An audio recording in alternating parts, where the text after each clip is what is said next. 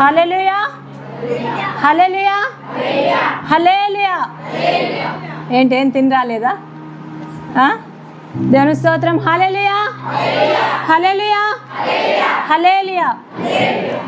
Okay, మొట్టమొదటిగా నాకు ఈ సమయం ఇచ్చినటువంటి దేవాతి దేవునికి వందనాలు, స్తుతులు, స్తోత్రము. అదే రీతిగా మరి మన మధ్య ఉంటున్నటువంటి అయ్యగారు, సంఘ కాపరి, మరి ప్రభుశరణ అయ్య గారికి, అమ్మగారికి, కుటుంబానికి, చేరి వచ్చిన సంఘం అంతటికి కూడా యేసుక్రీస్తు నామములో శుభములు. నా పేరు ఇందిరా హదస్స. నేను మీలాగనే పెళ్లి కాకముందు ఇక్కడ అట్లనే కూర్చొని పాటలు పాడి మీలాగనే దేవుని స్తుతించి మరి వివాహం అయిన తర్వాత ఖమ్మం పట్టణానికి వెళ్ళవలసి వచ్చింది. మరి మీ మధ్యలో ఉన్నప్పుడే దేవుడు నాకు టీచర్ జాబ్ అనేది ఇవ్వడం జరిగింది. దేవుడికి వందనాలు. సమస్త ఘనత మహిమ ఆయనకే. చిన్న ప్రార్థన చేసుకొని వాక్యంలోకి వెళ్దాం. పరిశుద్ధుడా, గొప్ప దేవా, నీ ఘనమైన నామానికి వందనాలు, స్తుతులు, స్తోత్రం తండ్రి. కృతజ్ఞత అర్పణ పండగ విషయమే ప్రభువా, సంఘమంతయు చేరి ప్రభువా నీ సన్నిధికి వచ్చున్నారు ప్రభువా.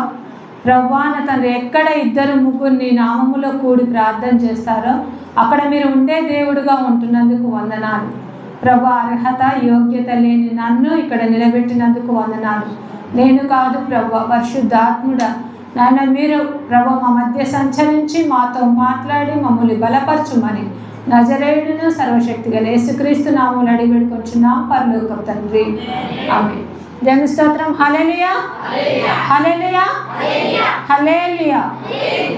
ఓకే, కృతజ్ఞత అర్పణల పండుగ. కృతజ్ఞత అర్పణ పండుగ. కొంతమంది మరి దీనినే కోతకాలపు పండుగ అని కూడా అంటారు. కోతలు అయిపోయిన తర్వాత వారికి వచ్చినటువంటి పంటలో నుంచి 10వ భాగాన్ని దేవునికి తీసుకొని అర్పించేటటువంటి ఒక పండగ అన్నమాట.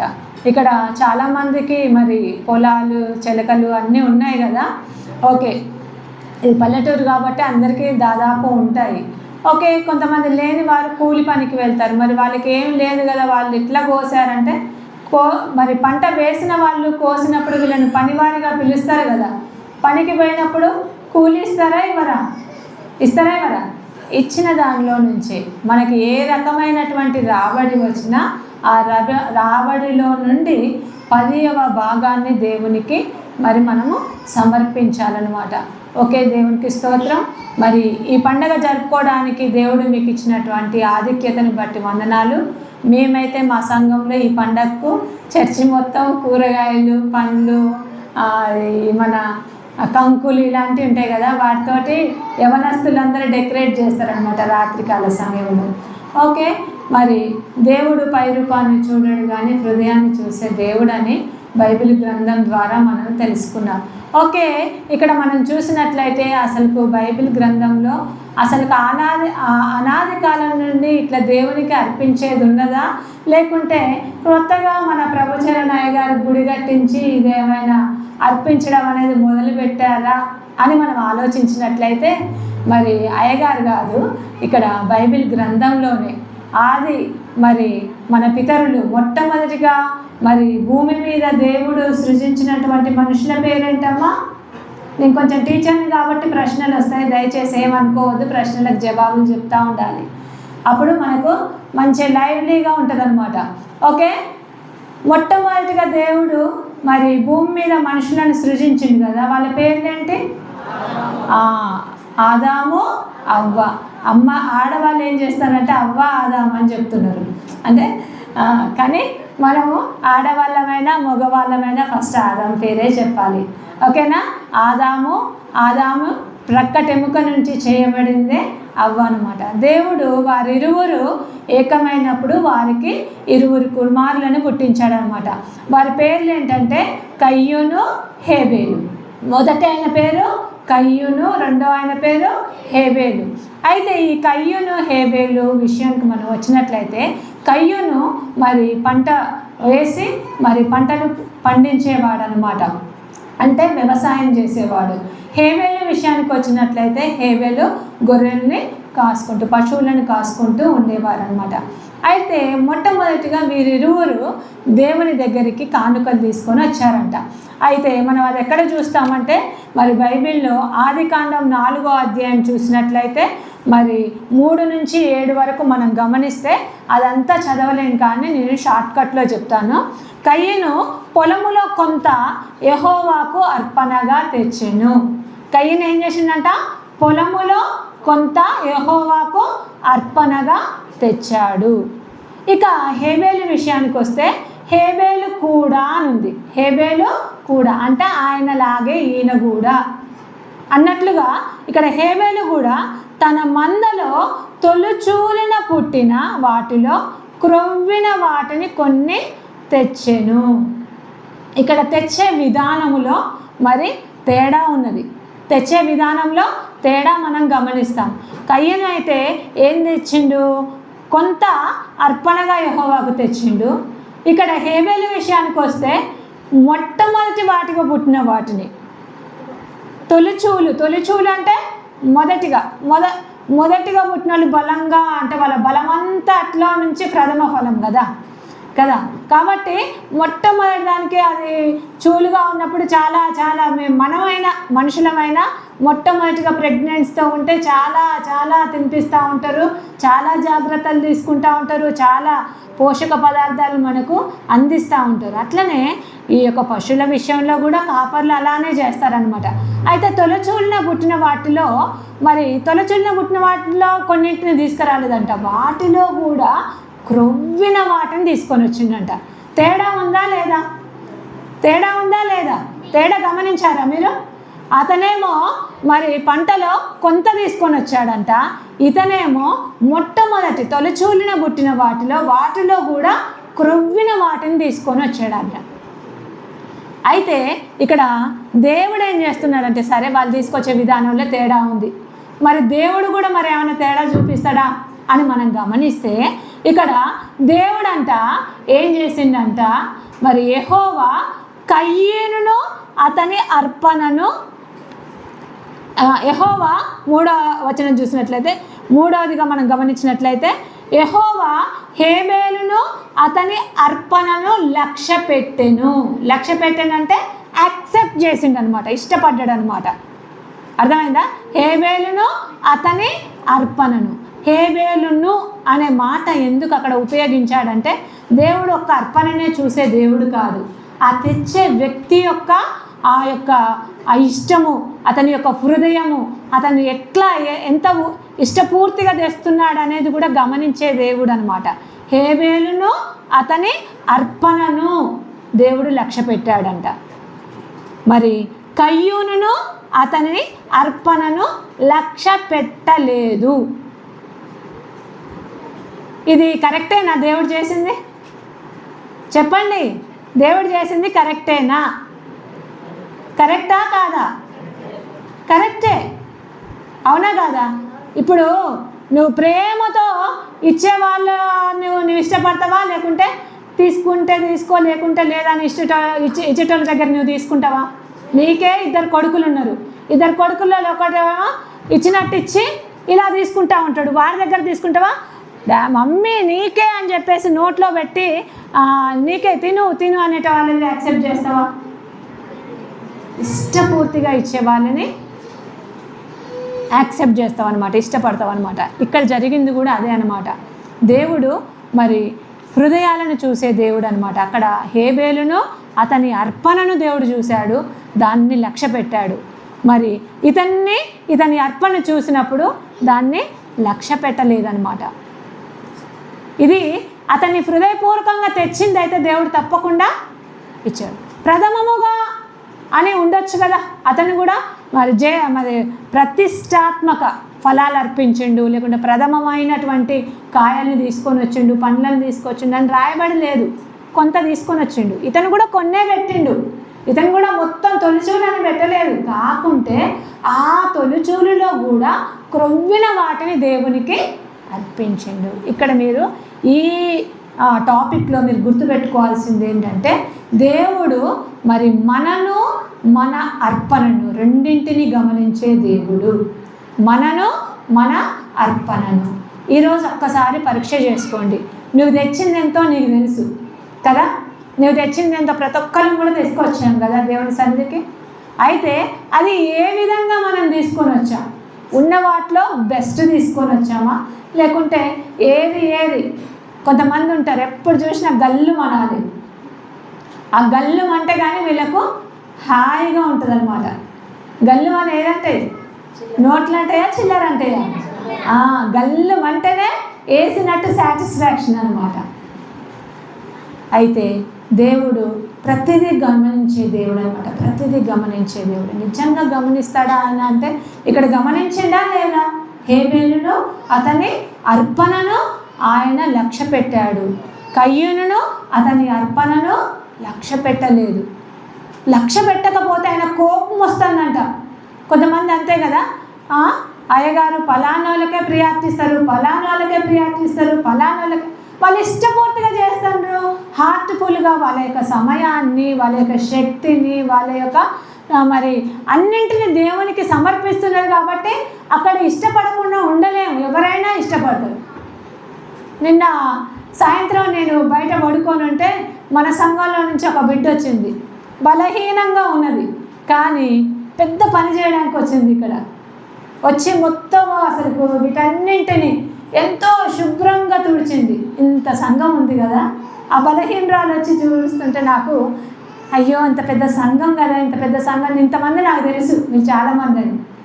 ఒక్కతో వచ్చి చేస్తుంది, అదే ఇంకొకరు తోడుగా ఉంటే ఆ బిడ్డకి ఎంత బాగుండు అని అనిపించింది. అలాంటి వాళ్ళని దేవుడు ఇష్టపడతాడా చెప్పండి?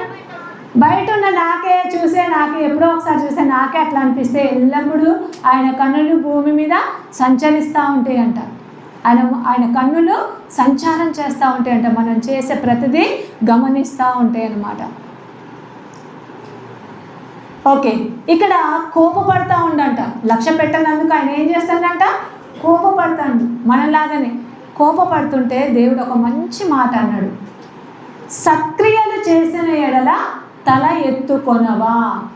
సత్క్రియ అంటే సత్ అంటే మంచి, క్రియ అంటే పని. మంచి పని చేస్తే ఏం చేస్తామంట? తల ఎత్తుకుంటామంట. సత్క్రియ చేయని ఎడల పాపము వాకిట పొంచియుండును. మంచి పని చేయకుంటే పాపం ఎక్కడ ఉంటుందంట? మన వాకిటే, ఎక్కడో ఊరు బయట కాదు. ఎక్కడ ఉంటుందంట? మన వాకిట్లోనే ఉంటుందంట. ఇక్కడ మంచిది దేవునికి మరి క్రొవ్వినవి అర్పించడం అనేది అక్కడ సత్క్రియలాగా దేవుడు ట్రీట్ చేశాడనమాట. సత్క్రియగా భావించాడనమాట. సత్క్రియ చేశాడు కాబట్టి ఆయన తల ఎత్తుకునేటట్టుగా దేవుడు చేశాడు. ఇతను సత్క్రియ చేయలేదు కాబట్టి ముఖము చిన్న ముచ్చుకున్నాడంట. ముఖం ఏం చేసిందంట? చిన్న ముచ్చుకున్నాడంట. కోపపడతా ఉన్నాడంట. ఇంకా చాలా చేశాడు అతను చేసిన దానికి అతను పడిన శిక్షకు అసలుకు ఇట్లాంటి శిక్ష ఎవ్వరికి రావద్దు అనేటట్లుగా అయిపోయింది ఆయన జీవితం. ప్రేమైన దేవుని బిడ్డ, ఇక్కడ అర్పణతో మొదలైంది వీరి జీవితం. అర్పణతో మొదలైన ఈ జీవితాన్ని దేవుడు మరి ఒకరిని లక్ష్య పెట్టాడు, ఒకరిని లక్ష్య పెట్టలేదు. నీవు ఏదైతే తీసుకొని వచ్చావో అది మంచిదేనా? ఒక్కసారి ఆలోచించు. నువ్వు కరెక్ట్గా దేవుడు నీకు చేసిన మేలుకు, దేవుడు నీకు చూపించినటువంటి కృపకు, ఆయన చనిపోయే నీ బ్రతుకును లేవనెత్తి, కృతజ్ఞత అంటే ఏంటి? థ్యాంక్స్ అన్నమాట. థ్యాంక్స్ గివింగ్ అన్నమాట. తిరిగి చెల్లించడం అన్నమాట. ఆయన మనకు చూపించిన, ఆయన ఒక్కగానొక కుమారుణ్ణి తనకు ఆ యొక్క పరలోకంలో ఉండడానికి మరి ఆ భాగ్యాన్ని వదిలిపెట్టి ఈ భూమి మీదకి నీ కొరకు నా కొరకు అర్పణగా అర్పించబడడానికి ఆయన ఈ లోకానికి వచ్చాడు. నీ కొరకు నా కొరకు ప్రాణముని మరి ఆయన అర్పించాడు. నీ పాపాలను నా పాపాలను తన రక్తం ద్వారా ఏం చేశాడు? కడిగాడు, పరిశుద్ధపరిచాడు. నీకు నాకు నిత్య జీవాన్ని ఇవ్వడానికి ఆయన మరి సిద్ధంగా ఉన్నాడు. అలాంటి ఆయనకు నువ్వు తీసుకొని వచ్చిన అర్పణ ఏ విధంగా ఉంది? అలాంటి ఆయనకు నువ్వు ఎలాంటి థ్యాంక్స్ చెల్లిస్తున్నావు? ఒక్కసారి మనము జ్ఞాపకం చేసుకుందాం. సృష్టికర్త అయిన దేవుడు నిన్ను నన్ను సృజించాడు కదా? సృజించాడా లేదా? మళ్ళీ మనం పాపులమైపోయగా మరణమైపోతుండగా మళ్ళీ మన పాపాల నిమిత్తం ఆయన ఏం చేసిండు? తన ప్రాణాన్ని పెట్టి మనల్ని కొన్నాడు. ఉట్టిగా రాలే మనం ఇక్కడ. ఒక్కొక్కరు హాయిగా ఉట్టిగానే వచ్చింది అనుకుంటారా ఇక్కడికి? నాకు మీలో కొంతమంది తెలుసు, వాళ్ళు జీవితం ఇక లాస్ట్ అనుకున్న స్టేజ్లో ఉన్న వాళ్ళని తీసుకొని వచ్చిండు దేవుడు. ఇక అయిపోయింది, మాకెవ్వరు దిక్కులేరు, ఇక మేము ఈ పురుగుల మందు దాగి చేద్దాం అనుకున్న వాళ్ళు, లేకుంటే ఇట్లనే తిరిగి ఏ కుడితి దాగో ఏ యొక్క మరి పెంట కుప్పల్లోనే పండుకొని మరి చచ్చి గడ్డిగా మొలసవలసిన జీవితాలను దేవుడు వెతికి ఏం చేసిండు? రక్షించుండు నీ కొరకు. మరి ఆయన ఎంతగానో ప్రయాసపడ్డాడు, ఆయన నీ కోసము ఎంతగానో రక్తం చిందించాడు. నీ పాపాల నిమిత్తము, నీ దోషాల నిమిత్తము, నీ శాపము నిమిత్తము ఆయన ఏం చేశాడు? తన ప్రాణాన్ని పెట్టాడు. విలువ ఇచ్చి కొనబడిన దానవు నీవు విలువ ఇచ్చి కొనబడిన దానవు, వట్టి దానవు కావు. తినడానికి కూడా తిండి లేక ఒకటి వేసుకుంటే ఒకటి ఎండేసుకునే బ్రతుకులు మనవి. భయంకరమైనటువంటి మరి ఆ యొక్క ఎలుకల గుహగా మారినటువంటి గృహాలు. మనము ఎలుకలు కలిసి తిన్న భోజనాలు కూడా ఎన్నో ఉన్న ఇండ్లలో ఉన్నాం మనం. అలాంటి మన బ్రతుకులను దేవుడు ఏం చేశాడు? వెదకి రక్షించాడు. ఇది ఏదో నేను చెప్పి మిమ్మల్ని మీ పాతది నేను గుర్తు చేయడం కాదు, దేవాతి దేవుడు తాను చేసిన కార్యాన్ని జ్ఞాపకం తెచ్చుకొనుమని. ఆదాము అవ్వ వాళ్ళు చేసినటువంటి ఆ పాపాన్ని, ఆ శాపాన్ని అన్నింటినీ మరి ఆ యొక్క వాళ్ళు మళ్ళీ పొలము దున్నినప్పుడు మళ్ళీ ఫలించిందంటే దేవుడు వాళ్ళని ఆశీర్వదించిండు. ఆ శాపాన్ని, వాటన్నింటినీ, ఆ రాళ్లను, రప్పలను, ఆ యొక్క ముండ్లను, ఆ యొక్క తుప్పలను అన్నింటినీ తొలగించుకొని వాళ్ళ జీవితంలో ఫలించే జీవితాన్ని దేవుడు వాళ్ళకి ఇచ్చాడు. అవునా కాదా? ఆ ఫలించే జీవితం ఇచ్చినప్పుడు అది ఫలించినప్పుడు శ్రేష్టమైనవి, ప్రథమమైనవి తీసుకొని రావాలి కయ్యను. కానీ ఏం తీసుకొచ్చాడు? కొన్నింటిని తీసుకొని వచ్చాడు. వాటికి ప్రియారిటీ లేదనమాట. ఇలా ఉన్నాయి అలా ఉన్నాయి అని ఏమి వర్ణించలేదు. ఏదో కొన్ని తక్కువ ఆడున్నాయిగా, కొన్ని కొలుసుకొని పోదాం. మంచిగా చెరిగి తాలు లేకుండా గట్టివి మేలైనవి అని ఏమైనా ఉన్నదా అక్కడ? ఏమీ లేదు. ఏదో కొన్ని పట్టుకొని వచ్చిండు. ఇక్కడ హేబెల్ విషయంలోకి వచ్చేసరికి అక్కడ ఏం చేసిండు దేవుడు? చెప్పిండు, తొలుచూలుగా పుట్టిన వాటిలో, మళ్ళీ వాటిలో కూడా క్రొవ్విన వాటిని తీసుకొని వచ్చాడు. కాబట్టి దేవుడు అతని అర్పణను లక్ష్య పెట్టెను. ఓకే దేవుని బిడ్డ, మరి ఈ దినాన నీ చేతిలో ఉన్న, లేకుంటే నీ యొక్క పర్స్లో ఉన్న, లేకుంటే నీ యొక్క ఎలా తీసుకొని వచ్చావో నీ అర్పణను, ఆ అర్పణను ఒక్కసారి జ్ఞాపకం చేసుకొని, నీ అర్పణ అనేది హేబేలు అర్పణగా ఉందా, కయ్యను అర్పణగా ఉందా అనేది నీవే తీర్పు తీర్చుకో. ఓకేనా? అయితే సత్క్రియ అంటున్నాడు. హేబేలు చేసిందేమో సత్క్రియ అంటున్నాడు. అలా సత్క్రియ చేసినప్పుడు ఏం చేస్తామంట? మనం తల ఎత్తుకుంటామంట. సత్క్రియ చేయని ఎడల పాపం ఎక్కడుంటుందంట? వాకిట పొంచి ఉంటుందంట. కొంతమంది అంటారు, అమ్మ మరి దేవుని సన్నిధికే పోతున్నావు కదా, మరి ఇంకా ఏందమ్మా అంటారు కదా. అయితే అర్పణలో లోపం ఉందేమో ఒకసారి గమనించుకో. అర్పణలో లోపం ఉంటే కూడా ఆ యొక్క పాపం అనేది అక్కడ వాకిటన ఉంటుందన్నమాట. ఆ అర్పణను సరి చేసుకుంటే ఆ వాకిట నుంచి ఆ యొక్క పాపం అనేది పోవడం అనేది జరుగుతుంది అని దీని ద్వారా మనం గ్రహించగలుగుతున్నాం. ఓకే, ఇంకా చాలా ఉన్నాయి. అయితే ఇక్కడ మరి నోవాహు చాలా పెద్ద డిజాస్టర్ వచ్చింది కదా, చాలా 40 దినాలు మరి గుండపోత వర్షం, పగలు రాత్రి, మరి పర్వతాలన్నీ మునిగిపోయాయంట. సమస్త జనులు కూడా ఏమైపోయారు? చనిపోయారు. ఆ ఓడలో ఎవరైతే ఉన్నారో వాళ్ళు మాత్రమే, ఆ 8 మంది మనుషులు మరియు దేవుడు ఆ ఓడలోకి పంపించినటువంటి పశువులు, పక్షులు, జంతువులు, ప్రాకు పురుగులు ఏవైతే దేవుడు ఓడలోకి పంపించాడో అవి మాత్రమే బ్రతికిన తర్వాత దేవుడు ఆ యొక్క మళ్ళీ అంతా కూడా నీళ్ళంతా ఇంకిపోయిన తర్వాత వాళ్ళు బయటకు వచ్చిండ్రు అనమాట. ఎవరు? నోవాహు భార్య, అతని 3 కొడుకులు, 3 కోడళ్ళు. వీళ్ళు బయటకు వచ్చిన తర్వాత దేవుడు మరి విస్తరించండి అని వాళ్ళని ఆశీర్వదించిండంట. ఆశీర్వదించకముందు అతను కూడా ఏం చేసిండంట, పవిత్రమైన వాటిని అర్పించిండంట. ఎలాంటి వాటిని అర్పించాడు అతను? మరి ఆది కాండము 8వ అధ్యాయము 20-21 చదవండి నాన్న.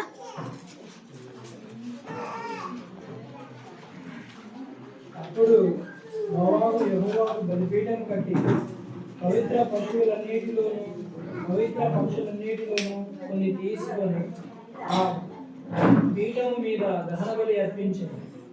అప్పుడు యెహోవా ఇంపైన సువాసన నాగ్రహించి ఇక మీదట నరులను బట్టి భూమిని మరలా శపించాడు. ఓకే, దేవుని స్తోత్రం. హల్లెలూయా, హల్లెలూయా, హల్లెలూయా. మరి ఆ ఓడలో నుంచి బయటకు వచ్చిన తర్వాతనంట అతను ఏం చేసిందంట, పవిత్రమైన వాటిని మరి దేవునికి అర్పించాడంట. దానిని దేవుడు మరి ఇష్టమైన అర్పణగా, ఇంపైన సువాసనగా ఆగ్రహించిండు, అంటే యాక్సెప్ట్ చేశాడనమాట. కాబట్టి ఇక అంతకుముందు ఎట్లయితే శపించిండో ఇక శపించనని నిర్ణయం తీసుకున్నాడు అనమాట. ఓకేనా? ఇక్కడ దేవుడు కొన్ని పనిష్మెంట్లు కొంతమందికి కొన్ని కుటుంబాలకు వస్తూ ఉంటాయి. అయితే ఆ యొక్క పనిష్మెంట్ల గురించి దేవుడే పశ్చాత్తాపడాలంటే మనము ఒక పవిత్రమైన అర్పణతో ఆయనను సమీపించాలి. ఎప్పుడైతే పవిత్రమైన అర్పణ అక్కడ అర్పించబడిందో దేవుడు ఇక నరులను ఇలా నేను శపించను అని చెప్పేసి వాళ్ళతో ఒక నిబంధన అనేది చేసుకుంటాడు అనమాట. అయితే ఒక్కసారి మీరు గమనించండి, మరి మీ అర్పణ పవిత్రంగా ఉందా లేదా? ఇది పవిత్రమైన అర్పణ అని నువ్వు చెప్పగలవా? కొంతమంది మరి అక్కడక్కడ పొలాలకు పోయి కూడా వాళ్ళు ఇవ్వకముందే, యజమానులు ఇవ్వకముందే కొన్ని పట్టుకొచ్చుకుంటూ ఉంటారు. మా మామిడి తోటలకు పోయినా, ఎక్కడికైనా ఏదైనా పనికి పోతారు కదా, మిరపకాయ తోటలకు పోయినా, అక్కడికి పోయినా ఇక్కడికి పోయినా వాళ్ళు ఇచ్చేది తీసుకొచ్చుకుంటే నో ప్రాబ్లం. కానీ వాళ్ళు ఇవ్వకముందే దొంగగా మనోళ్ళే చాలామంది, నేను ఇక్కడ ఉన్నప్పుడు గమనించిన, మంచిగా పోసుకొని వస్తూ ఉంటారు. అలాంటిది పవిత్రమైందా? మళ్ళీ దాంట్లో నుంచే తీసి మళ్ళీ నువ్వు దేవునికి కానుక ఇస్తావు. అట్లా కానుక ఇచ్చినప్పుడు మరి దేవుడు అర్పిస్తాడా? యాక్సెప్ట్ చేస్తాడా? అది ఇంపైన సువాసనగా ఉంటుందా? ఉండదనమాట. అలా దొంగిలించినవి కూడా దేవుడికి అర్పించకూడదనమాట. మరి పవిత్రమైనవి దేవుడికి అర్పించాలన్నమాట.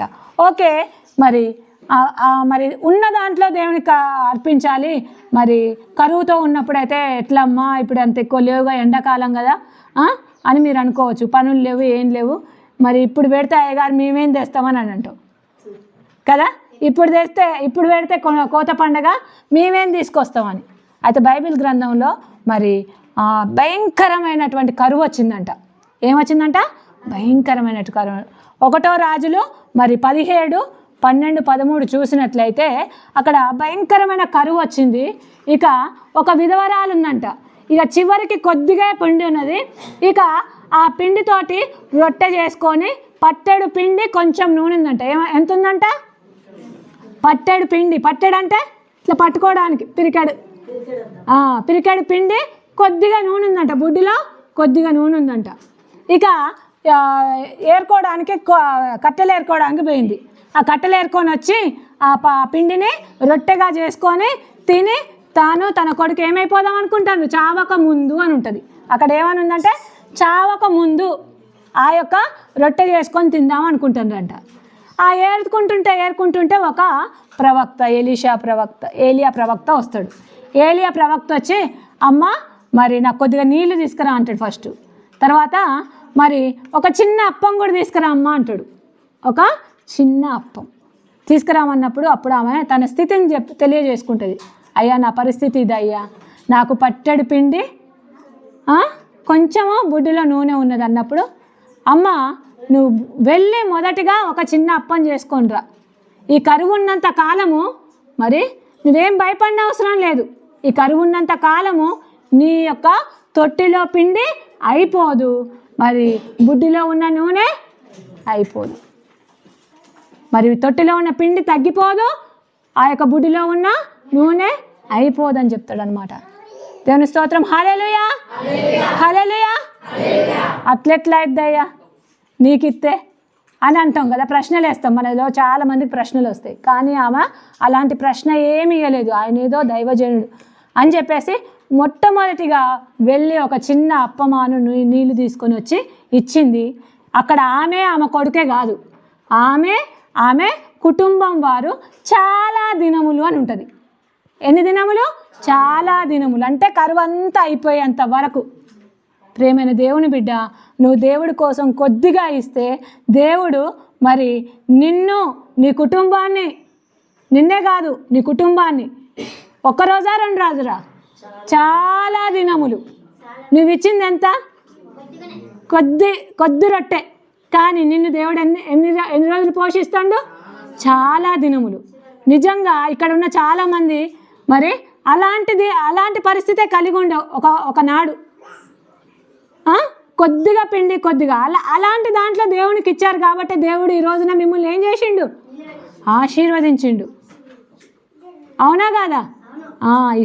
ఈ యొక్క సారేపాతు విధవరాలు, ఆమె పేరు అక్కడ లేదు కానీ ఊరి పేరు ఉన్నది. మరి దేవుడు అక్కడ ఆమెను, ఆమె కుటుంబాన్ని దేవునికి మొదటగా చిన్నది ఇవ్వడం వల్ల, దేవునికి మొదటగా సమర్పించడం వల్ల ఆమె కుటుంబము కరువు కాలం అంతా కూడా ఏమైపోయినరు? పోషింపబడ్డారు. మరి మన దేవుడు అట్లా పోషించే దేవుడా కాదా? దీంట్లో ఏమైనా అబద్ధాలు ఉన్నాయా ఈ బైబిల్ గ్రంథంలో? భూమి ఆకాశమైన గతించిపోతాయి, కానీ దీంట్లో ఉన్న ఒక్క సున్నా కానీ ఒక్క పొల్లు కానీ తప్పిపోదు. ఒక్క అబద్ధం కూడా లేదు దీంట్లో. అబద్ధాలు లేని పరిశుద్ధ నిజమైన గ్రంథం, సత్యవేద గ్రంథం ఇది. ఏంటిది? సత్యవేద గ్రంథం అన్నమాట. దీంట్లో ఒక్కటి కూడా తప్పు లేదు. ఏది మంచిదైతే మంచి అని రాస్తాడు, చెడైతే చెడు అనే రాస్తాడు. దేనిని సమర్థించాడు ఆయన? ఉన్నది ఉన్నట్లుగా చూపించే దేవుడు అన్నమాట. ఓకే, కరువులో కూడా అంటే గొప్ప ఉపద్రవం వచ్చిన తర్వాత కూడా మనం దేవునికి ఏమని పవిత్రమైన అర్పణ అర్పించాలి. మరి కరువులో కూడా దేవునికి మొదటి స్థానాన్ని ఇచ్చి ఆయనకు అర్పించాలి. ఇంకా మనం ఈరోజే వాక్యం చదువుకున్నాం, మలాకి 3వ అధ్యాయం చదువుకున్నాం కదా. మరి ఏమేమి సమర్పించాలి ఆయనకంటే 10వ భాగము. ఏం అర్పించాలి? 10వ భాగం. ఫర్ ఎగ్జాంపుల్ ఈరోజు మనకు కూలీ ఎంత? మీకెంత కూలీ? 250. 250 అంటే 25 రూపాయలు దేవునివి. ఈరోజు మీరు సంపాదించిన దాంట్లో 25 రూపాయలు ఎవరి? దేవునికి. నిజంగా అట్లా 25 రూపాయలు పక్కన పెడుతున్నారా? ఉద్యోగం వచ్చే వాళ్ళు అయితే 10,000 అయితే 1,000 దేవునికి, 1,00,000 రూపాయలు అయితే 10,000 దేవునికి. కోల్గేట్ కంపెనీ తెలుసా మీకు? Colgate company paste.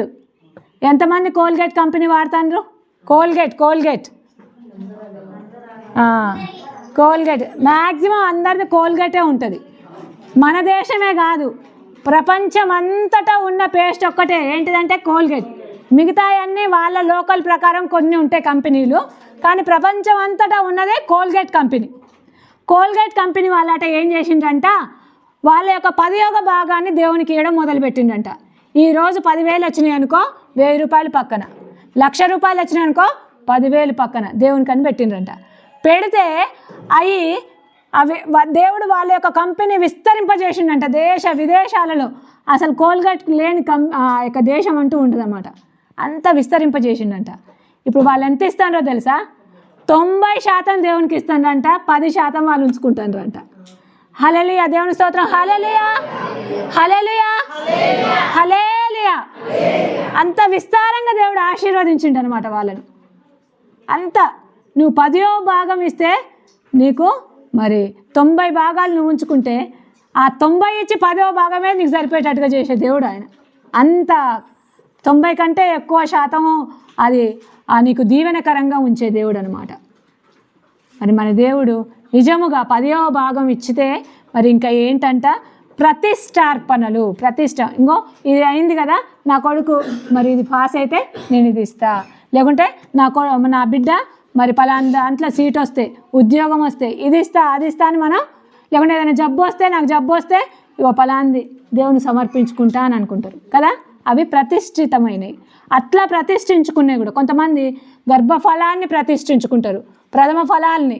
అలాంటి వాళ్ళను మరి ఆ బైబిల్ గ్రంథంలో మరి ఆ యొక్క మోషే ధర్మశాస్త్రము ప్రతి ప్రథమ కుమారుడు దేవుడిదే. అయితే ఆ ప్రథమ కుమారునికి నిమిత్తం మళ్ళీ వాళ్ళు బంగారం వెండి ఇచ్చి మళ్ళీ కొనుక్కుంటారు అనమాట. అర్థమైందా? దేవునికి బంగారాన్ని వెండిని సమర్పించి మళ్ళీ వాళ్ళను వీళ్ళు ఉంచుకుంటారు అనమాట. ఏదేమైనప్పటికీ ప్రథమ ఫలము దేవునిది. అది ఎవరైనా పర్వాలే, మీ ఇష్టం ఉన్నా లేకున్నా, కష్టమైనా ఏదైనా ప్రథమ ఫలం ఎవరిది? దేవునిదే. అది మనం అది చేపిద్దాం ఇది చేపిద్దాం అని ఏది చేపిద్దాం అనుకున్నా కూడా అది కుదరని పని. ఆయనది, ఆయనకి ఎట్లా తీసుకోవాలనో తెలుసు. ఓకేనా? ఇక్కడ ప్రథమ ఫలాన్ని మనం ఏం చేస్తున్నామంట, ఆ 10వ భాగాన్ని ప్రతిష్టాత్మకతల్ని దొంగిలిస్తున్నామంట, దొంగతనం చేస్తున్నామంట. నిజంగా దొంగిలియట్లేదు అనేటి వాళ్ళు ఎవరైనా ఉన్నారా ఇక్కడ? 10వ భాగం నేను దొంగిలియట్లేదు, ఖచ్చితంగా ఇస్తాను, ఒక్క రూపాయి కూడా నేను తినట్లేదు దేవుంది అనేటోళ్ళు ఎవరైనా ఉన్నారా ఇక్కడ? ఉండకుండా ఉంటే మీరు చాలా బ్లెస్డ్ అనమాట, చాలా బ్లెస్డ్. మీరు అలా చేసి చూడండి, మీ యొక్క పంటను తినే పురుగును గద్దిస్తాడంట దేవుడు. అకాలంగా రాలేటటువంటి కాయలు రాలవంట. మధ్యలోనే మీ పిల్లలకు అదో ఇదో అవ్వడం కాదనమాట. దేవుడు మరి మీ పిల్లల్ని ఆశీర్వదిస్తాడు, మీ గర్భఫలాలను ఆశిస్తాడు, భూఫలాలను ఆశీర్వదిస్తాడు. మీరు ఆ విధంగా చేయండి. చేసిన తర్వాత దేవుడు ఏమంటాడంటే అప్పుడు అంటాడు. అప్పుడు అంటే 10వ భాగం చెల్లించిన తర్వాత, లేకుంటే ప్రతిష్టార్పణలు చెల్లించిన తర్వాత ఆనందకరమైన దేశంలో మీరు నివసించుదురు. ఆనందకరమైన దేశం అంటే అదొక ప్రత్యేకంగా ఉంటుందా? మీ ఇల్లే ఆనందకరంగా మార్చబడుతుంది, మీ జీవితమే ఆనందకరంగా మార్చబడుతుంది అనమాట. అన్యులు మిమ్మల్ని చూసి అంటే అబ్బా మీరెంత ధన్యులు, అబ్బా ఎంత సంతోషంగా ఉండేది, నీకు ఏ రోగం లేదు, ఆశ్చర్యపోతూ ఉంటారు. అన్ని జనులు అంటే దేవుని నమ్ముకొని వాళ్ళు మిమ్మల్ని చూసి ఆశ్చర్యపోయేటట్లుగా చేస్తాడంట. మనం ఏం చేయాలి? 10వ భాగం ప్రతిష్టార్పణలు దేవునికి అర్పించాలి. అప్పుడు దేవుడు మనని ఆశీర్వదించి మనని ఆనందకరంగా ఉంచుతాడంట. మరి ఇంకేం చేస్తాడంట? ధన్యులుగా మారుస్తాడంట. ఎలా మారుస్తాడు? ధన్యులుగా. ఆనందంగా ఉండాలని ఉందా లేదా? మీకు ఉందా లేదా? ఆనందంగా ఉండాలని ఉన్న వాళ్ళు చేతి హల్లెలూయా చెప్పండి. హల్లెలూయా, హల్లెలూయా. ఓకే, ఇంకా ధన్యులుగా ఉండాలని ఉందా? ధన్యులుగా ఉండాలని ఉందా లేదా? ధన్యులు అంటే బ్లెస్డ్ అనమాట, ఆశీర్వదింపబడిన వారు అని. పెద్ద రాజులను రాణులు వాళ్ళు కాదు ధన్యులు. బీదలైన మీరు ధన్యులు అంటున్నాడు దేవుడు. ఎవరిని ధన్యులు అంటున్నాడు? బీదలైన మీరు. ఎందుకు బీదలైన మిమ్మల్ని ధన్యులు అంటుండంటే ఒక బీద విధవరాల గురించి చెప్తా ఉండు. మార్కు సువార్త. మరి నిజంగా మరి దేవుడు ఎంత గొప్ప దేవుడు అంటే ఆయన మరి మార్కు సువార్త 12:41 నుంచి 44 వరకు కానీ, లూకా సువార్త 21 మరి 1 నుంచి కానీ మనం చూసినట్లయితే ఆయన కానుక పెట్టె దగ్గర కూర్చుండి ఏం చేసిందంటే, ఆయన కానుక పెట్టె దగ్గర కూర్చున్నాడంట. అక్కడ కానుక పెట్టి ఉంది కదా, ఆ గ్రేస్ మని కూర్చుంది కదా, అక్కడ ఏసై కూర్చున్నాడంట. ఈ రోజున ఏసై అక్కడ కూర్చున్నాడు అని మీరు అనుకోండి. నిజంగా కూర్చుంటాడు. ఇవాళ ప్రతిష్టార్పణ పండగ కదా, అవునా కదా? యెరూషలేములో కూడా ఇలాంటి పండుగ జరుగుతుంటే, పస్కా పండుగ, ఆయన అక్కడ కూర్చున్నాడంట. ఎందుకు అంటే ఎవరెవరు ఏమేమి వేస్తారో చూద్దాం, గమనిద్దామని కూర్చుంటాడంట. ధనవంతులు వచ్చిండ్రంట, చాలా చాలా బస్తాలు బస్తాలు డబ్బులు కుమ్మరిస్తూ ఉన్నారంట. అయితే అక్కడ ఒక పేద విధవరాలు ఉందంట. ఎవరున్నారంట? పేద విధవరాలు. ఆ పేద విధవరాలు ఏం చేసిందంట, ఆమెకు 2 కాసులు ఉన్నాయంట. ఎన్ని కాసులు ఉన్నాయి? 2 కాసులు. అంతమంది అన్నని తెచ్చిపోస్తుంటే పాపం ఆమెకు చాలా బాధ అనిపించింది. అంత లేవులే కానీ నాకున్నదంతా దేవునికి వేస్తా అనుకుందంట. అనుకొని ఆమె దగ్గర ఉన్న 2 కాసులు తీసుకొని వెళ్ళి ఆ యొక్క డబ్బాలు వేసి కూర్చుందంట. అప్పుడు యేసు ప్రభు శిష్యులను పిలిచి, బాబు ఇట్రా, పేతురు, యోహాను, యాకోబు ఇట్రండి. ఇగో మందిరంలో చాలా పెద్దోళ్ళు వచ్చిండ్రు కదా, దొరలు వచ్చిండ్రు, ఆ రాజులు వచ్చిండ్రు, మరి ఆ సుంకరి వాళ్ళు వచ్చిండ్రు, మరి చాలా చాలా గొప్ప గొప్ప వాళ్ళు వచ్చిండ్రు కదా. వీళ్ళల్లో ఎవరు ఎక్కువ వేసిండ్రో దేవునికి కానుక చెప్పండి. ఎవరు ఎక్కువ వేసిండ్రో చెప్పండి అంటే వాళ్ళు చెప్తారా? వాళ్ళకి తెలుసా? తెలియదు, వాళ్ళు గమనించట్లే. కానీ అక్కడ ఎవరు గమనిస్తూ ఉండరు? దేవుడు గమనిస్తా. అప్పుడు దేవుడు ఏం చెప్పిండు తెలుసా? ఇగో ఈ పేద విధవరాలే వాళ్ళు వాళ్ళకు కలిగిన దాంట్లో కొద్దిగా తీసుకొని వచ్చి ఇచ్చిండ్రు. కానీ ఈమె తనకు కలిగిన సమస్తాన్ని ఏం చేసింది? జీవనమంతా ఉంది. జీవనమంతా అంటే తను జీవించడానికి అవసరమైందంతా, తన బ్రతకడానికి కావాల్సిన డబ్బంతా వేసేసిందంట. మరి ఎట్లా బతుకుద్దామా? ఆమెకి ఎంత నిరీక్షణ కదా. అంటే ఆ డబ్బా దగ్గర వేసే కూర్చొని ఉంటాడు, దాన్ని చూస్తాడు. నా జీవితం ఆయనకు తెలుసు. నేను ఆయనకిచ్చి ఎవరు చెడిపోలేదంట. ఆయనకిచ్చి ఎవరు చెడిపోలేదు, ఎవరు భిక్షం ఎత్తుకోలేదంట. ఆయనకిచ్చి ఎవరు చెడిపోలేదు, ఎవరు భిక్షం ఎత్తుకోలేదంట. అది ఆమెకు తెలుసు. ఆమె జీవితంలో ఎన్నిసార్లు చేసిందో ఇట్లాంటి పని. ఇప్పుడు యేసయ్య గమనించాడు, కానీ తన జీవితంలో ఎన్నిసార్లు చేసిందో ఆ పని. ఆమె కలిగినదంతా ఇచ్చిండు. చూడండి, ఆమె ఎప్పుడో యేసు ప్రభు కాలంలో వేసింది. ఇప్పుడు 2026 సంవత్సరాలు అంటే యేసు ప్రభుకు 33 సంవత్సరాలు కదా ఆయన బ్రతికింది. ఆ 33 మరి మైనస్ చేస్తే దాదాపు మరి 1990 సంవత్సరాలు అవుతుంది ఆమె వేసి. ఇప్పటికి కూడా ఆమె గురించి చెప్పుకుంటున్నామా లేదా మనం? అంటే ఆమె ఎంత ధన్యురాలు కదా. ఆమె వేసింది ఎంత? ఆఫ్టర్ ఆల్ 2 కాసులు. మనకు ఆఫ్టర్ ఆల్ కావచ్చు, కానీ ఆమెకు జీవనం, అదే ఆమెకు జీవనం. తనకున్నదంతా ఇచ్చిందంట. ఒక్కొక్కసారి ఇట్లాంటి పరిస్థితులు మనకు కూడా వస్తాయా రావా? ఒక్కటే ఒక నోటు ఉంటుంది, ఉంచుకోవాలా వేయాలా, ఉంచుకోవాలా వేయాలా. నాకు ఒక కోత పండుగ రోజు ఇలాంటిదే నా జీవితానికి కూడా వచ్చింది. ఒక్కటే 500 నోటు ఉన్నది నా దగ్గర, ఇక చిల్లర కూడా లేవు. చర్చ్ అయిపోయిన తర్వాత ఇంటికి వచ్చేటప్పుడు చికెన్ ఏదో కొనుక్కొని రావాలో, పిల్లలకు వండి పెట్టాలి. ఆ ఒక్క నోటే ఉంది. పాట పాడుతూ ఉండు, దశ మా భాగములన్నీ దేవునివని. ఇక నా దగ్గర అదే నోటు ఉంది. ఏం చేయాలి ప్రభువా? నా హృదయం నీకు తెలుసు, నాకున్నది ఇదే. ఇంటికి పోయిన తర్వాత వండుకొని తినడానికి కూడా మరి కూరగాయలు కానీ సరుకులు కానీ కూడా ఎక్కువ లేవని నీకు తెలుసు ప్రభువా. అయినప్పటికీ చూసిచున్న దేవుడు నీవే అని 500 నోట్లు యేసయ్యకి వేసేసిన. హల్లెలూయా, హల్లెలూయా, హల్లెలూయా.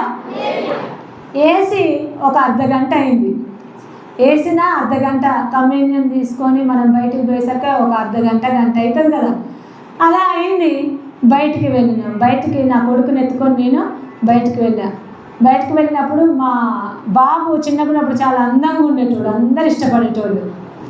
అయితే వాడిని ఎత్తుకొని బయటికి పోయేసరికి వాళ్ళ బాబాయ్ కిరణ్ బాబాయ్ మరి ఆయనకు వీడెంతో నచ్చిండు. 2 చేతులు ఎత్తి ప్రైజ్ ద లార్డ్ అని చెప్పేసరికి ఎవరే నువ్వు భలేగా ప్రైజ్ ద లార్డ్ చెప్తాను వేంద్రా అని చెప్పి 1000 రూపాయల నోటు తీసి వాడి జేబులో పెట్టి 1000 రూపాయలు 2 500 నోట్లు తీసి వాడి జేబులో పెట్టిండు. హల్లెలూయా, హల్లెలూయా, హల్లెలూయా. ఒక్క గంట కాకముందే నాకు ఎన్నంతలు వచ్చినాయి? 2 అంతలు వచ్చినాయి. వెంటనే కళ్ళలో నీళ్ళు తిరిగిపోయినాయి.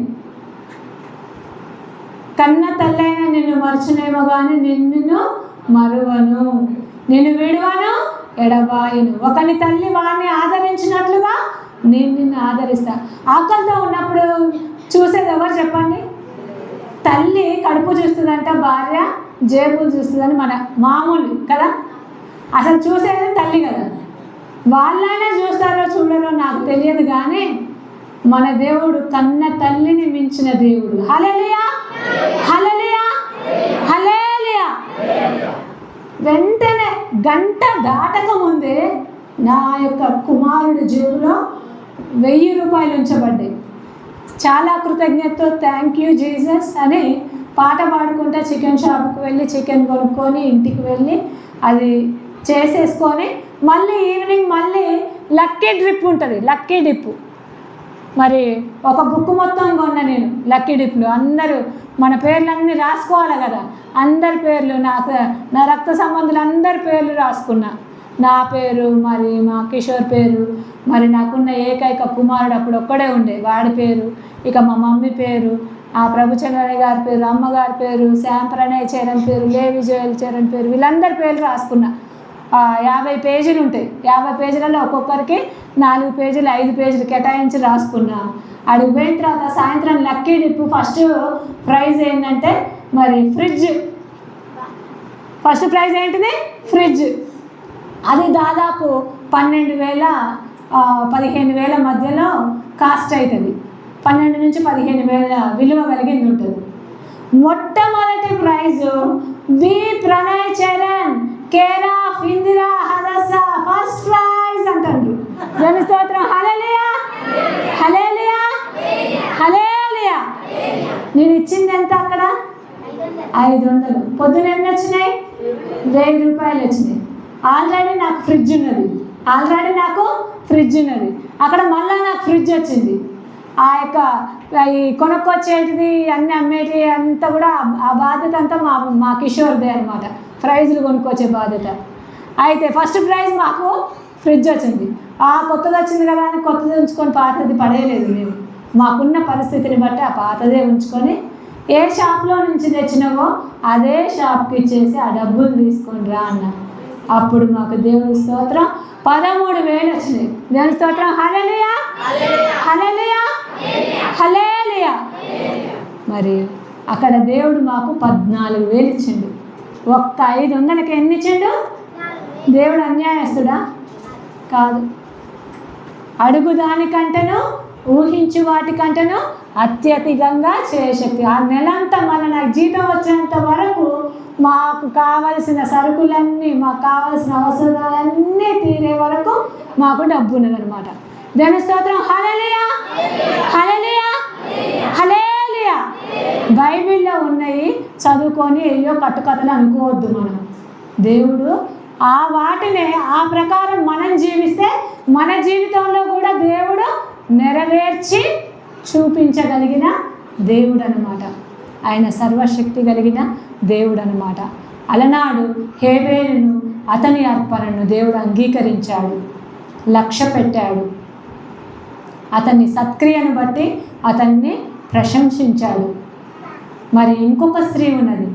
ఆమె ఏం చేసిందంటే మరి తనకు సంవత్సరాన్ని సరిపడా మరి ఆ జీవనానికి ఎంత అవుతుందో అంతటిని తీసుకొని వచ్చి యేసయ్య కోసం జటామాంసి అత్తర్ని తీసుకొని వచ్చి ఆయన మరణానికి ముందు, ఆయన భూస్థాపనకు ముందు ఆయనను మరి అభిషేకించిందంట. ఆ అభిషేకించిన ఆమెను దేవుడు మర్చిపోయారా? మర్చిపోలేదు. సర్వలోకం, ఆ మాట నాకు ఎంత మంచిగా అనిపిస్తుంది అంటే, సర్వలోకం అంటే ఒక ఇజ్రాయెల్ దేశం కాదు, ఒక భారతదేశం కాదు, సర్వలోకంలో ఎక్కడైతే ఈ సువార్త, ఏ సువార్త? యేసు ప్రభు యొక్క వార్త, యేసు ప్రభు యొక్క వార్త ఎక్కడ చెప్పబడుతుందో అక్కడ ఈ స్త్రీని గురించి ప్రశంసించబడుతుందంట. ఈ స్త్రీ ప్రశంసింపబడుతుంది. ఎందుకంటే ఆమె తన జీవనం, తన సంవత్సరానికి సరిపడా ఆ అంతటిని కూడా తీసుకొని వచ్చి ఆయన భూస్థాపన నిమిత్తము దేవునిని అభిషేకించిన ధన్యత ఆమెకు మరి దేవుడిచ్చాడు. మనం దాచుకుంటూ ఉంటాం, దాచుకోవడం దొంగలు కొట్టేస్తాయో తెలియదు. ఒక ఆయన అంట దాచుకున్నాడంట. మరి ఆయా పొయ్యి కింద దాచిపెట్టిండట గోవితుదేవి. ఒకరోజు మరి పెద్ద ఫంక్షన్ ఏర్పాటు చేసిందట. వాళ్ళ కొడుకు వాళ్ళ ఊరి పోయిన చూసి పెద్ద ఫంక్షన్ ఏర్పాటు చేసిందట. ఎక్కడైనా వాళ్ళ కొడుకు దొబ్బుతాడో లేకుంటే వాళ్ళ పిల్లలు దొబ్బుతారో అని పొయ్యి అయితే ఎవరికి డౌట్ రాదు కదా అని పొయ్యి కింద లోతుగా దొవ్వి పొయ్యి కింద ప్లాస్టిక్ కవర్లో పెట్టి కట్టలు పెట్టిందంట. పెడితే వాళ్ళ అమ్మలేని చూసి వీడేం చేసిండు, వాళ్ళ ఫ్రెండ్స్కు పెద్ద విందు ఇచ్చిండంట. బాగా చికెను, మటను, ఫిష్ ఫ్రై, ఇక చాలా వెరైటీలు చేస్తారు కదా. చేసినప్పుడు అడుగుదాకా వేడి పోతుందా? పోయింది. ఆ యొక్క ప్లాస్టిక్ కవర్ కాలింది. ఆ కాగితాలు కూడా ఏమైపోయినాయి? కాలిపోయినాయి. ఇక 4 రోజులు అయినాక తల్లి వచ్చిందట. తల్లి వచ్చి ఏందిరా ఇదంతా పెద్ద దాంట్లో ఉన్నాయి అన్నీ ఇక్కడ బయట అంటే ఏం లేదులే మా యొక్క ఫ్రెండ్స్ చిన్న పార్టీ వంటి ఇచ్చిన అంటుంట. సర్లే అని వాళ్ళ అమ్మకు మరి నేను పలాని దాచిపెట్టినగా ఉన్నాయో లేవో చూద్దామని పాపం కొడుకు లేనిది చూసి మొత్తం తవ్విందట. తవ్వి చూస్తే ఏమైంది, భూమి లోపల దాకా కాలుకుంటా పోయి ఆ ప్లాస్టిక్ కవర్ కాలినాయి, ఆ పేపర్లు కూడా కాలిపోయినాయి అంట.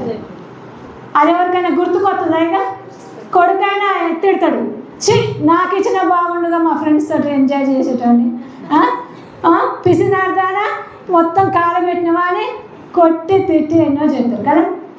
కానీ ఇక్కడ ఈమె చేసింది ఎట్లున్నది చూడండి. తను తినడానికి పెట్టుకోలేదు, వస్త్రాలు కొనుక్కోవడానికి పెట్టుకోలేదు, బంగారంకి పెట్టుకోలేదు.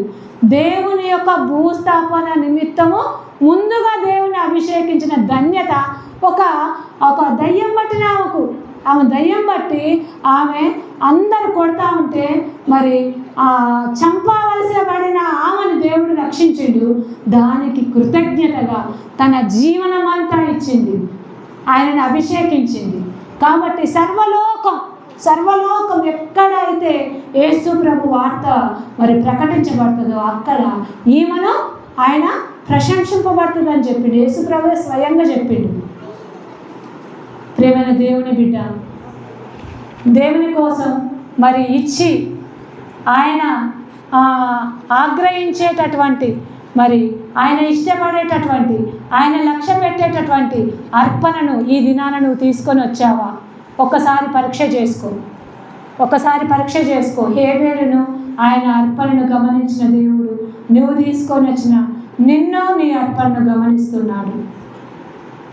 ఆ యొక్క మరి కానుక పెట్ట దగ్గర ఉండి ఆయన నువ్వు వేసే కానుకను గమనించబోతున్నాడు.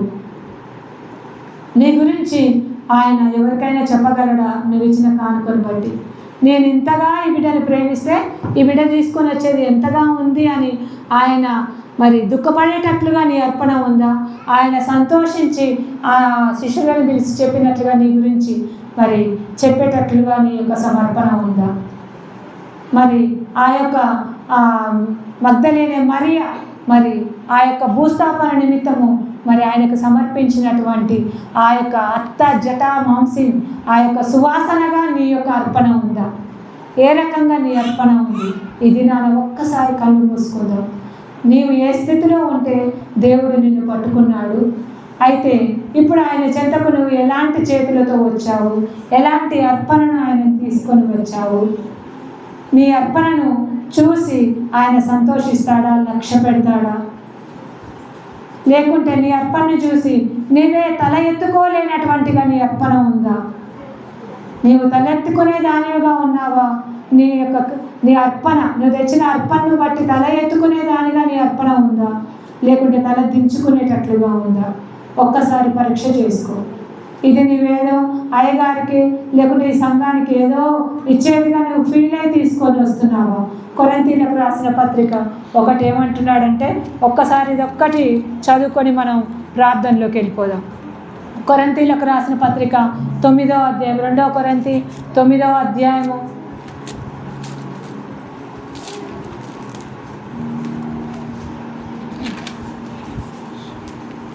2 కొరింథీ 9వ అధ్యాయము 6. కొంచెముగా విత్తువాడు కొంచెముగా పంట కోయును, సమృద్ధిగా విత్తువాడు సమృద్ధిగా పంట కోయును అని ఈ విషయమే చెప్పవచ్చును.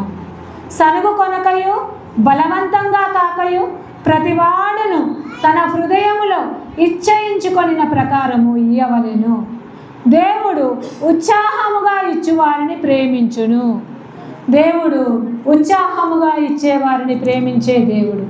నువ్వు ఉత్సాహంగా ఆయన సన్నిధికి అర్పణని తీసుకొని వచ్చావా? కష్టముగా ఏదో ఉన్న దాంట్లో చిల్లర చితక చినిగిపోయినవి, మరి కాలిపోయినవి, మరి పనికిరానివి, కొంతమంది అయితే చెల్లని పైసలు కూడా దేవునికి ఇచ్చేవాళ్ళు. చాలాసార్లు నేను కానుకలు లెక్క పెట్టినప్పుడు చెల్లని పైసలు, కొంతమంది అయితే కవర్ మీద పేరు రాస్తారు, దాంట్లో డబ్బులు పెట్టరు. ప్రియమైన దేవుని బిడ్డ, నువ్వు ఎలాంటి అర్పణతో దేవుని చెంతకు వచ్చావు? ఇష్టముతో సంతోషముతో ఇచ్చేవారిని దేవుడు ప్రేమించే దేవుడు. ఉత్సాహంగా ఇస్తున్నావా, సనుక్కుంటూ గొనుక్కుంటూ ఇస్తున్నావా? మరి నీవు ఇచ్చే దానిని బట్టే నీకు ఇవ్వబడుతుంది అంటున్నాడు. కొద్దిగా ఇస్తే కొద్దిగా ఇవ్వబడుతుంది, నువ్వు సమృద్ధిగా ఇస్తే సమృద్ధిగా ఇవ్వబడుతుంది. అణిచి కునించి మరి ఆయన ఇచ్చే దేవుడు నీకున్నాడు. విస్తారమన్న పట్టజాలనంత విస్తారమైనది నీ అర్పణను బట్టి కాదు, కానీ తన కృప మహదైశ్వర్యాన్ని బట్టి ఇచ్చే దేవుడు. రిక్కమన సిక్కర సియందర. Hallelujah, mighty Holy Spirit. Thank you, Holy Mighty Master. అలనాడు హేబేలును అతని అర్పణను లక్ష్య పెట్టిన దేవుడు నీ అర్పణను చూస్తున్నాడు ఇప్పుడు. అలనాడు పేద విధవరాలి యొక్క ఆ అర్పణను చూసిన దేవుడు, తనకున్నదంతా తన జీవనమంతా ఇచ్చిన దానిని అక్కడ దేవుడు అనేకుల ఎదుట హెచ్చించిన దేవుడు. తన యొక్క సంవత్సర ఆదాయం అంతటిని తీసుకుని వచ్చి ఆయనకు అభిషేకించిన ఆమెను మర్చిపోని దేవుడు. సదాకాలము సర్వలోకములో ఆమెను ప్రశంసించిన దేవుడు మన మధ్య ఉన్నాడు. ఒక్కసారి నీ అర్పణను జ్ఞాపకం చేసుకో. ఎలాంటి హృదయంతో తీసుకుని వచ్చావు? నువ్వు వచ్చేటప్పుడు, నువ్వు ఆ అర్పణను ప్రత్యేకపరిచినప్పుడు నీ హృదయం ఏ విధంగా ఉంది? సంతోషముతో ఉందా? ఇష్టమైనది, క్రొవ్విన దానిని, బలిష్టమైన దానిని, అలా మరి క్రొత్త దానిని, లేకుంటే ప్రథమమైన దానిని, 10వ వంతు ప్రతిష్ఠిత అర్పణ, ఇలాంటి ఒక ఏదైనా ప్రత్యేకత ఉందా? ఏదో ఆనవాలుగా తీసుకొని వచ్చావా? ఒకసారి నిన్ను నీవు పరీక్ష చేసుకో. నీ దేవుని మందిరము ఖాళీగా ఉండడం ఆయనకి ఇష్టం లేదు. నీ మందిరము, ఆయన మందిరము సమృద్ధిగా ఉండడానికి, కొరత లేకుండా ఉండడానికి, ఆయనలోనిది దొంగిలించడానికి నీకే అర్హత లేదు. అననీయ సప్పీరా ఉన్నదానిలో దొంగిలించారు. ఆ యొక్క పేతురు పాదాల చెంతపడి భార్య భర్తలిద్దరూ అక్కడనే పరిశుద్ధాత్మను మోసము చేసి చావుకు గురయ్యారు. ప్రేమైన దేవుని బిడ్డ, అలాంటి స్థితి నీకొద్దు, అలాంటి స్థితి నీకు వద్దు. ప్రథమ ఫలాన్ని ఆయనకి ఇవ్వు. ఆనంద దేశంలో నివసించు. అన్యజనుల చేత ధన్యురాలు అనిపించుకోవాలని నేను కోరుతున్నాడు ఆయన. ఇకనైనా ఈ ఒక్కసారి దేవుడు నిన్ను క్షమిస్తాడు. ఇకనైనా ఇక ముందు నువ్వు తీసుకొని వచ్చేటటువంటి అర్పణ విషయంలో ఈ దినానే నువ్వు నిర్ణయం తీసుకో. అయ్యో ప్రభువా, నేను అలా ప్రత్యేకంగా ఏం తీసుకురాలేదు నీ చెంతకు, ఏదో ఆనవాయితీగా ఏదో ఉన్నది పట్టుకొని వచ్చానయ్యా, నన్ను క్షమించు. కృతజ్ఞత అర్పించవలసిన సమయంలో నీవు నాకు చేసిన ప్రతిదానికి కృతజ్ఞత చెల్లించాలి. కానీ చెల్లించకుండా ఏదో కయ్యను వలె కొంత తీసుకొని వచ్చాను. వాకిట పాపం పొంచున్నదని గమనించానయ్యా. ఇది నాకు తెలియదయ్యా ఇంతకు ముందు. 10వ వంతు దొంగిలించితే శాపం అని ఉన్నదయ్యా, తెలియదయ్యా. ఇకనైనా 10వ భాగం నేను దొంగిలించానయ్యా. శ్రేష్టం అన్నది ఇవ్వకుండా ఏదో ఒకటి ఆనవాలుగా కయ్యూని వల్ల చేశానయ్యా, నన్ను క్షమించు. ఇక నుంచి నా జీవితంలో నీకు ఏమి తీసుకురావాలనుకున్నా మొదటిగా కొంచెమైనా పర్వాలేదు, మొదటిగా తీసుకొని రావాలి. మొదటిది తీసుకొని రావాలి, క్రొవ్వినది తీసుకొని రావాలి. అంటే బలమైనది, శ్రేష్టమైనది, హృదయంలో ఇచ్చేయించినది, సంతోషముతో ఇచ్చేది నీకు తీసుకొని రావాలి. నిజంగా నువ్వు తీసుకొని వచ్చిన దాని యందు, నువ్వు తీసుకొని వచ్చిన అర్పణ యందు నీకు సంతోషం ఉందా? ఈరోజు నువ్వు తీసుకొచ్చిన కానుక నీకు సంతోషాన్ని ఇస్తుందా? హృదయాలు విప్పండి, బండ చేసుకోకండి. బండ హృదయాలను యేసు బండని పగలగొట్టి నీటిని ఊబక చేసే దేవుని మనం కలిగి ఉన్నాము. రాతి గుండెను తీసివేయండి, మాంసం గుండెనియండి ప్రభువా. స్థిరమైన మనసును నూతనముగా పుట్టించండి తండ్రి. మా పితరులు అనేకులు కృతజ్ఞత కలిగి ఉన్నదంతా ఇచ్చిన వాళ్ళు ఉన్నారు, జీవనమంతా ఇచ్చిన వాళ్ళు ఉన్నారు, శ్రేష్టమైనది ఇచ్చింది ఉన్నారు. సంవత్సరం అంతా వచ్చేటటువంటి ఆ ధనాన్నంతా ఇచ్చిన వారు ఉన్నారు. నీవెవ్వరిని మర్చిపోలేదయ్యా. ఒక్క ఈ చర్చిలోనే కాదు ప్రభా, సర్వలోకంలో వారి యొక్క వాళ్ళు చేసింది ప్రశంసింపబడును. అక్కడ వాళ్ళు నాయనా నా తండ్రి వాళ్ళ ఘనపరచబడతారని ప్రభా నా తండ్రి నీ వాక్యంలో సెలవిస్తుంది. నా అర్పణ ఘనమైనదిగా లేదు ప్రభా, ఇష్టంగా లేదు ప్రభా, సువాసనగా లేదు ప్రభా. నన్ను క్షమించండి. ఇకనైనా ప్రభా నా తండ్రి నా అర్పణ లక్ష్య పెట్టేదిగా ఉండేటట్లు చూసుకుంటకు నాకు నేర్పించండి. ఏరి కోరి శ్రేష్టమైనది తీసుకొచ్చేటటువంటి ఆ బుద్ధిని నాలో పెట్టండి ప్రభువా.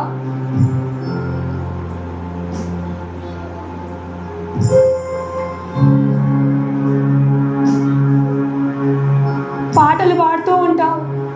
అసలు ఆయన మనకు చేసినటువంటి గొప్ప కార్యాలకు ఒక భక్తుడు అంటున్నాడు, ఏడాది దూడల్ని వల్ల, వేలాది పొటేలని వాళ్ళ, వేలాది నదులంతా విస్తార తైలం ఇచ్చినా నీ రుణం తీర్చుకోలేను అంటున్నాడు. నువ్వు చేసిన మేలుకు రుణం తీర్చుకోలేను. అవును, నువ్వు చనిపోయి ఎప్పుడో గట్టిగా మరవలసిన నిన్ను బ్రతికించి బాగు చేసి నిలబెట్టి ఆనందంగా ఉంచి అభివృద్ధి చెందిస్తే నువ్వు ఆయన చెంతకు ఎలాంటి చేతులతో వచ్చావు,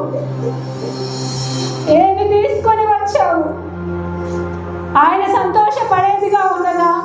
ఆయన 10 మందిని పిలిచి నా బిడ్డ తీసుకొచ్చింది చూడు అన్నట్లుగా నీ గురించి చెప్పేటట్లుగా ఉన్నదా? ఈ బిడ్డ చేసింది సర్వలోకమున ఘనపరచండి అని ఉన్నదా అని చెప్పగలడా?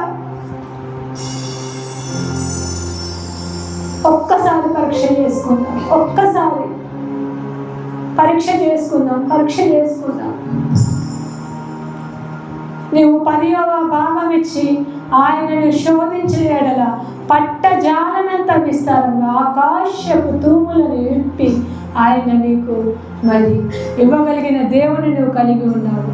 నీ శత్రువులను గద్దిస్తానంటున్నాడు, నీ పంటను తినే పురుగును గద్దిస్తానంటున్నాడు, అకాలముగా జరిగే కార్యాలు నీకు జరగవంటున్నాడు, నీకు ఆనందాన్ని ఇస్తానంటున్నాడు, నిన్ను ధన్యురాలుగా చేస్తానంటున్నాడు.